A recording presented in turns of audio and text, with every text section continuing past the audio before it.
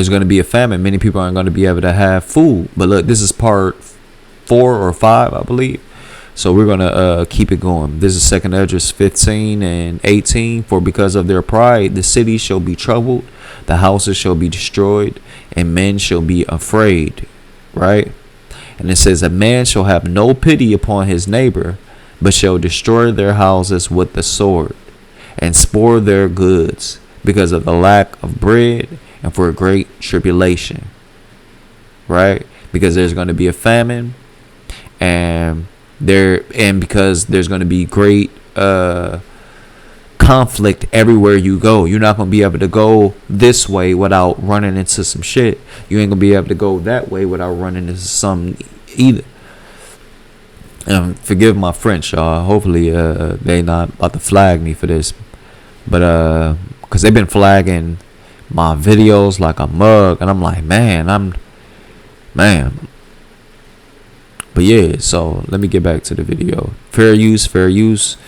This is a non-monetized video. I am not getting paid for this. I repeat, this is a non-monetized video. I am not getting paid. If you hear me constantly say this, is because this video is broken up in parts. This is for educational purposes only.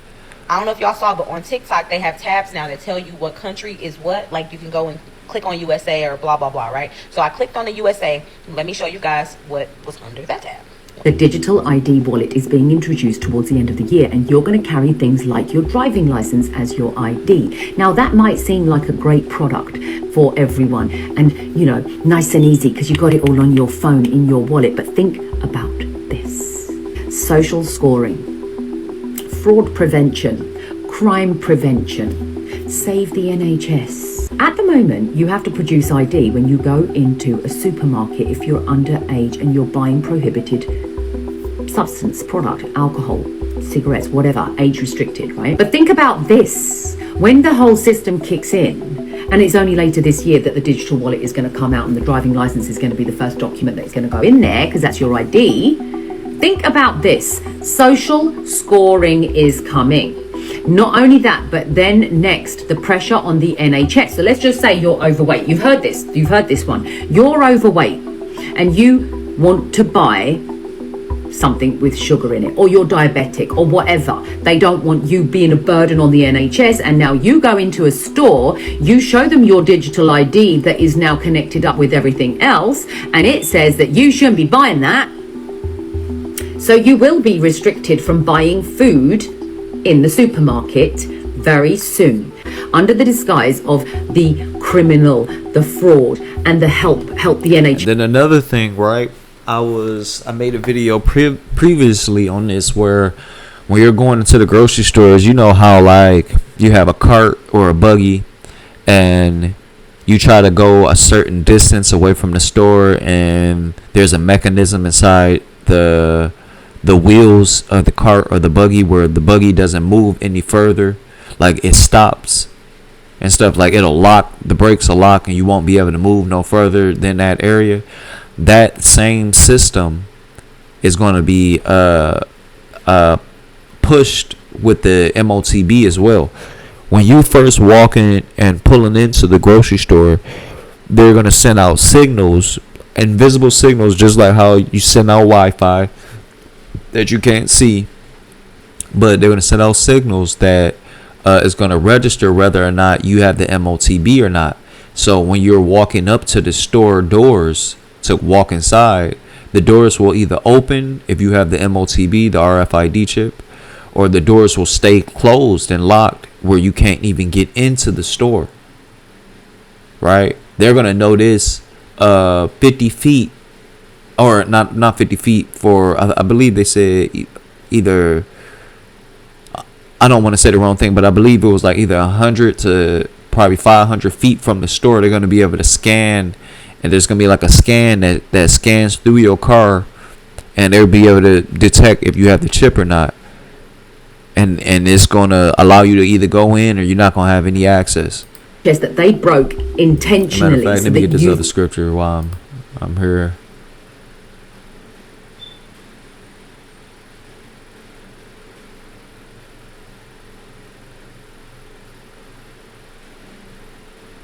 Matter of fact, let me not get that. So, And then look, because of us not getting the MOTB, a lot of us are going to be martyrs. A lot of us are going to be put to deletion by these devils, right? So this is Revelations 20:4. And it says, and I saw thrones, and they sat upon them, and judgment was given unto them. And I saw the souls of them that were beheaded for the witness of Yahushua, and for the word of Yahweh, and which had not worshipped the beast, neither his image, neither had received his mark upon their foreheads or in their hands. And they lived and reigned with Hamashiach 1,000 years. So the 144,000 in the elect are not going to get this, the MOTB. And when all said is done, everything is done and out the way, the destruction of Babylon the Great is out the way, we're going to reign with Yahushua and Mashiach for 1,000 years, and we're going to govern the world, the 144,000, and Lord willing, I am of that number.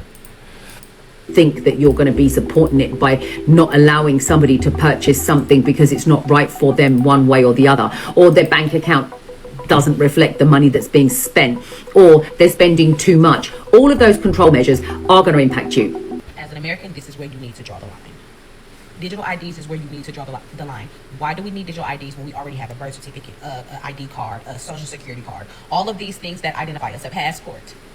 Why do we need that? Now it's time for critical thinking. Use your critical thinking skills. It does not make sense, and it's too much control over your person. You need to opt out. Jump in the comments, share if you care. The thing is, it's not just as easy as opting out and saying, I don't want it. I don't want to have that.